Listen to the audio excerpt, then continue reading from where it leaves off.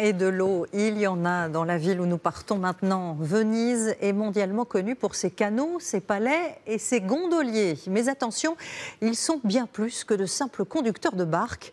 Pour faire partie de ce cercle très fermé, la sélection est extrêmement stricte et le geste technique ne fait pas tout.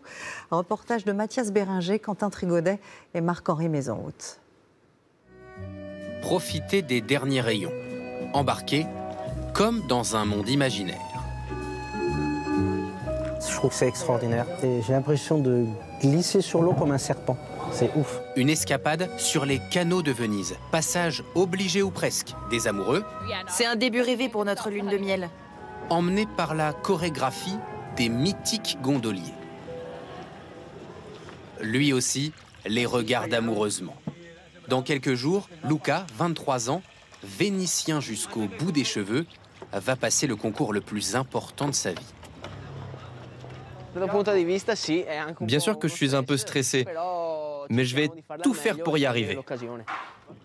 Un examen très sélectif, qui n'a lieu qu'une fois tous les 6 ans en moyenne. Le Graal, la fameuse licence, comme pour les taxis, est mise uniquement pour remplacer les gondoliers retraités. Bien sûr, il faut savoir voguer. Ça n'effraie pas Luca, passionné depuis ses 8 ans. C'est comme faire du vélo. On n'a même plus besoin de penser au mouvement qu'on doit effectuer. Le bateau glisse sous nos pieds, il fait ce qu'on lui demande. Ça, c'est du dialecte vénitien. Là, je préviens juste que je vais tourner à droite. Mais ce n'est pas tout. L'examen comporte aussi des épreuves d'histoire de la ville et de langue pour accompagner les touristes du monde entier présents chaque année à Venise. Mon rêve, c'est d'être un jour à sa place. Et faire ainsi partie des 433 élus de ce métier unique au code si particulier. À commencer par leur tenue. Gioia est une des toutes premières femmes gondolières. Chaque année, elle a rendez-vous au pied du célèbre pont du Rialto, dans ce magasin. Ciao Cristiano. Voilà, ton uniforme est prêt. Je te laisse l'essayer. Grazie. Tous viennent ici chercher gratuitement leur célèbre tenue dans la boutique officielle, la seule à les équiper. La panoplie, un chapeau en osier verni, capable de flotter, juste au cas où, et surtout, l'iconique marinière, adoptée par la profession après le succès de ce film italien de la fin des années 50. Avant, on pouvait trouver des rayures plus petites ou plus grandes. On a décidé d'uniformiser tout ça. Et il y a aussi le tissu qui a beaucoup changé au fil du temps. Par souci de confort, mais aussi de performance. Ça me paraît bien, t'en dis quoi? Il ne faut pas que tu te sentes trop serré. Non, c'est parfait. C'est bien ajusté.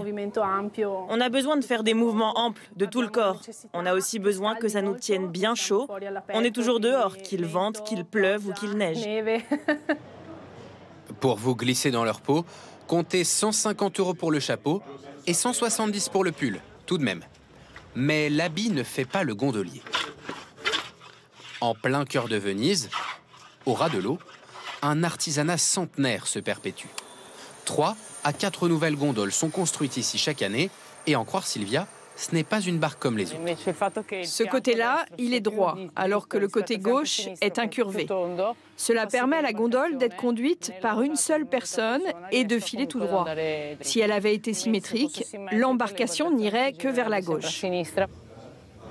Un savoir-faire unique dans cette fabrique vieille de 140 ans, l'une des 2 dernières en activité. C'est une immense fierté, bien sûr. Voir le travail fini, c'est toujours quelque chose de merveilleux, de très satisfaisant. Et voilà justement la touche finale, la figure de proue, qui elle aussi ne doit rien au hasard. Ça représente le chapeau du Doge. Ici, le pont du Rialto. Là, les 6 quartiers de Venise. Et là, le Grand Canal. En tout cas, c'est ce que dit la légende. Lui les connaît toutes autour de ces bateaux mythiques. Gianfranco a consacré 30 ans de sa vie à l'histoire des gondoliers. Pagaies, poulies, des siècles de trésors dorment ici, chez lui. À l'époque, les gondoles avaient des cabines comme celle-ci. Avant les touristes, c'est la noblesse vénitienne que transportaient les gondoliers dès le XVe siècle. Et sa couleur si typique n'a rien à voir avec la peste ou le deuil, c'est une idée reçue. Dès la fin du XVe siècle, une loi visait à empêcher la noblesse de dépenser trop d'argent pour ornementer les gondoles.